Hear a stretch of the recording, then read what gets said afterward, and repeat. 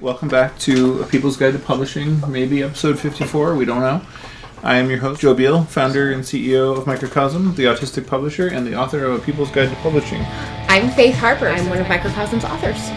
Our most yellow author of them all. Several books that are yellow. Unfuck Your Brain is her big hit, but Unfuck Your Boundaries is her new one, and it's the best one yet. And it's tearing up the sales. I'm Elly Blue. I'm the marketing and editorial director here at Microcosm.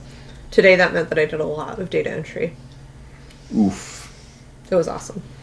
I mostly soothe people's feelings, so that's weirdly the job of the CEO, if you're curious. Emotional labor. Emotional labor. The CEO person is the one that operates on Tinkerbell theory. Mm-hmm. Yes, Mm-hmm. which now Elly knows means if you believe, everything works. When we did the strengths test, Joe's top strength was belief. Mm-hmm. Booyah! Minus tacos. Is that on the test? I do believe in those as well, but it's apparently not in my top 5. So the three of us spent the last week in San Antonio, where Faith lives. We stayed with her and ate a lot of tacos. And also, we were at AWP, the Association of Writers and Writing Programs. Which is really not stand for AWP. I would say it's the big annual writing conference in the U.S. It's the biggest in the U.S., yeah. And everyone had a great attitude. That's my review. I think expected attendance was supposed to be 12,000, and I don't know that we got that. I don't think we came anywhere near. It was probably half that. Yeah. A lot of publishers stayed home. Maybe we should have too. I don't know. We Some did would great. say. We did great. Some would have shamed us on Twitter. Some probably did. So my big takeaway from AWP was really dry hands, because I washed and sanitized my hands so much. What was your takeaway? To me, the most shocking detail was that I spent a lot of time meeting and talking to small presses and micro presses even, meaning like smaller than us by like a factor of 100. And I found that a lot of them really felt like, sort of a poet does in their relationship to a publisher, where they were just happy to get time and ink, So even the ones that I would consider publishers and or authors to having been treated completely unfairly, or to be even like having their work exploited, dare I say, were still just kind of thankful to be getting help at all, and that was sort of shocking to me because, I guess I'm like scrappy, gritty of that variety, so it's hard to see people accepting being treated that way. And so my big takeaway was that like we can do better, and I spent a lot of time meeting and talking with them about how we can do that, and we do have a concrete plan, and it does involve software and busting up monopolies, our other favorite topic on this podcast. Next to tacos. What was your big takeaway? It was really interesting to me, especially since this isn't my path to being a writer, is all of the students there who were getting close to graduation and really looking ways to like bring forth that creativity and continue. And so talking to them, because that's not my experience. I didn't do an MFA, or in fact, even all the MFA tables, nobody even talked to me. I just don't have MFA vibe. I'm a little sad about that. And so that was the thing that was interesting to me, was seeing all the people who, want to write and want to continue to be creative, and were really looking for tools and resources for that. And so that was super cool that they were thinking about it already, versus like my dumbass who didn't really think much past like the thing that I was doing at the moment. Mm-hmm. And yeah, that was perplexing to me too, that, while I feel that I look young, I was accosted many, many times over by MFA programs asking me if I'm currently enrolled in a different MFA program and if I would come to their program. And I did meet people that had graduated from 3 sequential MFA programs, and only one place that asked me where I was a professor. So the perception that this environment is such that you would just keep going back to school and hope that it would have a different result the 80th time was concerning in the same way. That this was sort of the machinations for becoming an author. That broke me a little bit too. So I spent most of my time behind our table selling books, and this is one of those events where like we go to a lot of events where like most of what we sell is like books on the topic of the event. Like if we go to a witchy tarot conference, like people mostly buy our books about witchcraft and tarot. If we go to roller derby, people mostly buy book. Well, that's one where they go deep.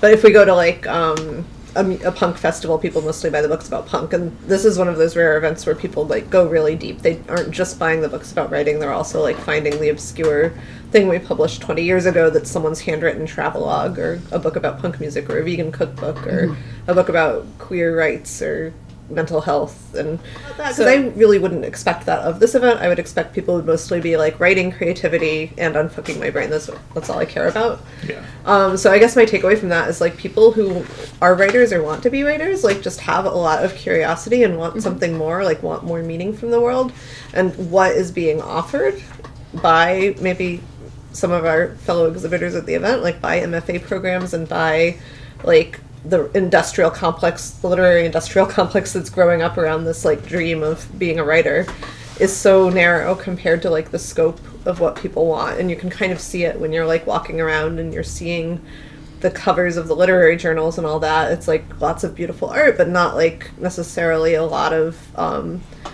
like vision, I guess. And it's the same scope thing. Of imagination. Yeah, when I guest teach at PSU, Portland State University, that's sort of the number one. I feel like that's the only reason they bring me there, is because I'm the one publisher that tells them that there are kinds of books other than writing the great American novel. Yeah. You know, and I think, I mean, I heard it 6-7 times minimum at AWP where people would come up and they'd say, this is the best booth here, meaning we're the only one that isn't selling MFA programs or poetry, the products of MFA programs or literary fiction. Yeah. And so what they mean is like the books are, you know, you have humor books, you have graphic books, you have weird books, you have, you know, you're like breaking the mold of how I conceived of books. And I mean, I think the thing is like we're reader oriented. This is like a very specific thing we do. Every book we publish, it's like it has to be developed and written in a way that is about the reader, not about the writer. And the literary industrial complex, to use Joe's phrase, is all about the writer. It's like producing things that are like writer oriented overtly, and it's like about feeling like you're a writer, about having a lifestyle where you can say you're a writer, about like knowing other people who are writers and doing writerly things. And those networks can get you a 6-figure book deal if you play them right and have the right levels of privilege. But also like for everybody else, like trying to reproduce these cultural forms is a losing battle. Yeah. And there's like so much more you can do. So like go out there and be original. That's what I want. Less intellectual masturbation, more useful tools. Yeah. And I hate to say intellectual masturbation because nobody's like sitting there and thinking, I'm intellectually masturbating. They're like, I'm doing something brilliant, you know? But they're just way too close to it, is the reality. And so they're all of the, if your entire environment is people writing intellectual poetry or writing literary fiction, then your ghetto is so deep that you cannot see the world around you. Yeah, so like I think the way out of that is to like think about the person reading the book and what they'll get out of it beyond just like quality, you know? Like high quality literature is not a service to readers. Well, and I say that too, coming from, you know, the ivory tower of intellectual masturbation, which is academia, and working on a peer-reviewed research journal and writing a dissertation and it, you know, all that. Is there anything in this paragraph that actually makes sense, or is this just a total wink? And it's a total wink because that's the rule. And it's, you know, refreshing to do other things and have accessible work. Yeah. And there's nothing wrong with beautifully written novels. I read the shit out of them, but there's more out there. Yeah. Yeah, and I think that, and I feel like that's the only reason Microcosm was successful at all, is because like I didn't grow up in like the myopic world of that stuff. So it was like I didn't know it existed and I didn't care. So and they wouldn't have you. They, you know, no, you're right. They wouldn't have me. I was trying to spin a joke on that and it was not forthcoming. Yeah, sorry. But it's just the truth. But then when you don't grow up in that, you know, milieu, you grow up elsewhere and then people are into it. I've heard this feedback so many times where they're like, the purpose of the independent small presses are that you aren't confined by having to only produce titles that sell 50,000 plus, or having to produce something with such stringent guidelines that your likelihood of success is less than 10%. You know, you really can fill in the gaps of things that sell 3,000 to 5,000. That's a good day's work, you know. And I was most inspired there by the people who are dreaming bigger. Like, we met the Micro Press Contagion Press. Mm-hmm. They're based in Seattle. They're super rad. They publish this, like, queer, witchy shit. It's, like, a little bit... You can tell that people have gone to college and maybe gotten PhDs. Like, it's a little academic, but it's not like you can't read it. It's like cool. And they're not afraid to commit crimes, which is what I respect about them. And their books are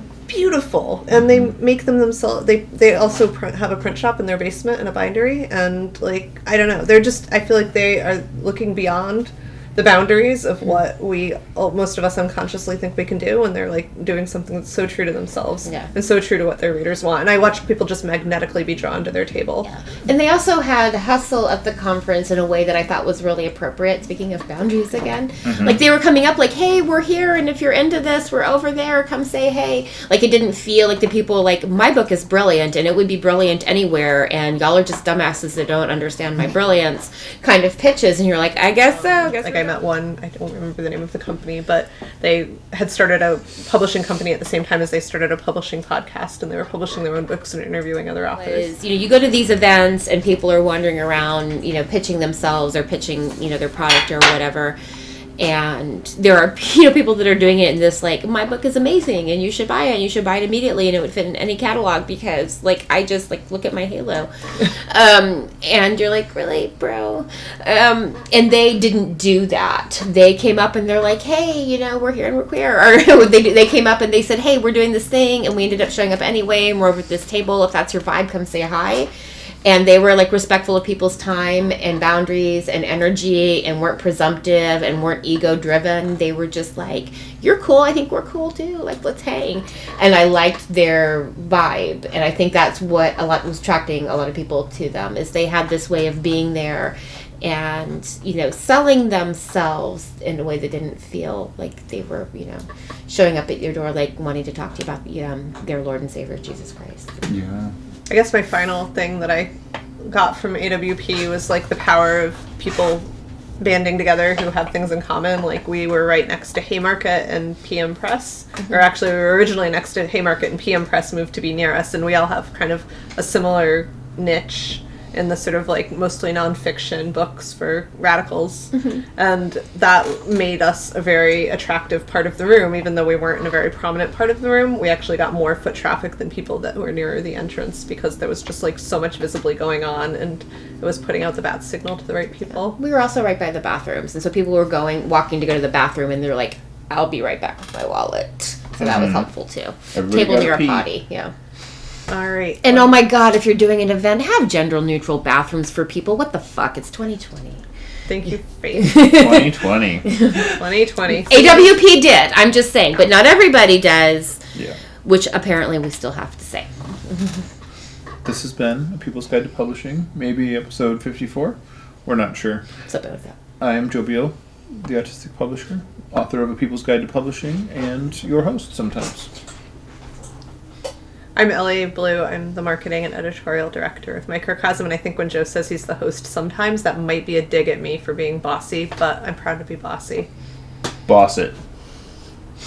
I'm not a host. I'm just Mrs. Green. I'm Faith Harper. I'm one of the Microcosm authors.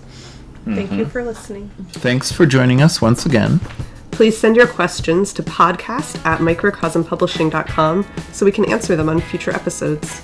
And please give us 5 stars on iTunes and everywhere else that podcasts are reviewed. You can find us on the internet at microcosm.pub, On Twitter at Microcosm, on Facebook at Microcosm Publishing, on Instagram at Microcosm_pub. and here in Portland, Oregon on North Williams Avenue. Thank you so much. Have a wonderful week.